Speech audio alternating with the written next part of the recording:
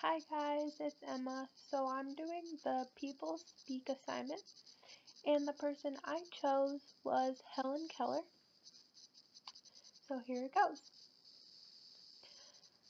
Helen Keller was born on June 27, 1880, in the northwest Alabama city of Tuscumbia. Her father was a retired Army captain and editor of the local newspaper. Her mother was an educated young woman from Memphis. When Keller was 19 years old, she was afflicted by an unknown illness, possibly scarlet fever or meningitis, which left her deaf and blind. Her life changed on March 3, 1887.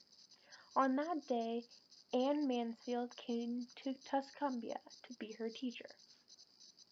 Anne was a 20-year-old graduate of the Perkins School for the Blind.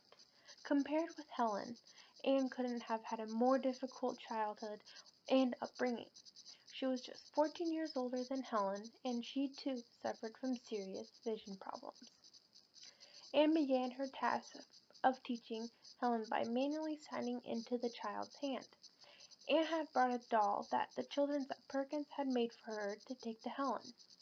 By spelling DOLL into the child's hand, she hoped to teach her to connect objects with letters.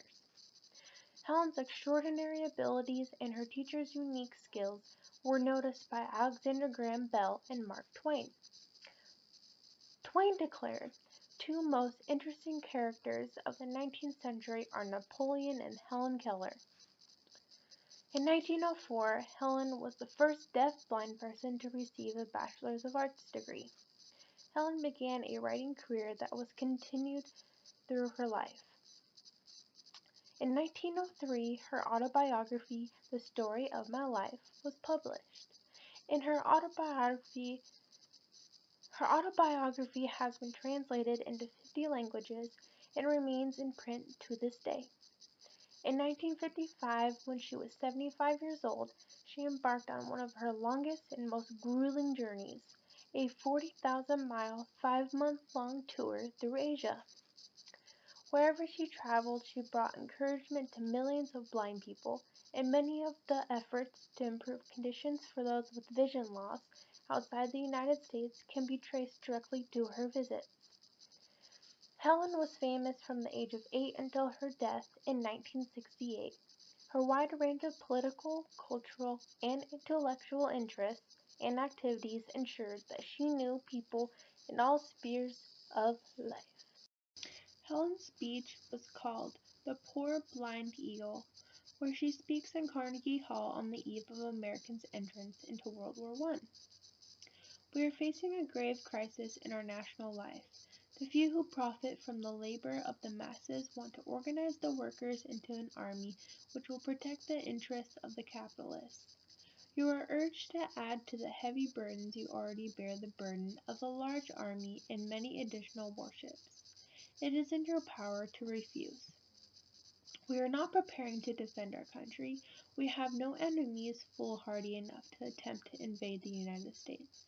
Yet everywhere we hear fear advanced as argument for armament. Commerce is not preparing to defend the people of the United States. It is planning to protect the capital of American speculators and investors in Mexico, South America, China, and the Philippine Islands. Every modern war has its root in exploitation. The preparedness propagandists have still another object, and a very important one. They want to give the people something to think about besides their own unhappy condition. Every few days we are given a new war scare to lend realism to their propaganda.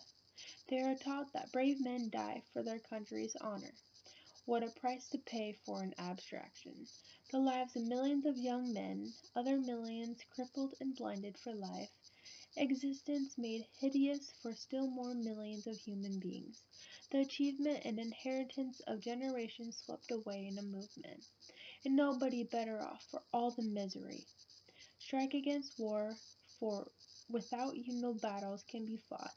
Strike against manufacturing, shrapnel, and gas bombs and all the other tools of murder. Strike against preparedness and men's and means death and misery to millions of human beings. Be not dumb, obedient slaves in an army of destruction. Be heroes in an army of construction.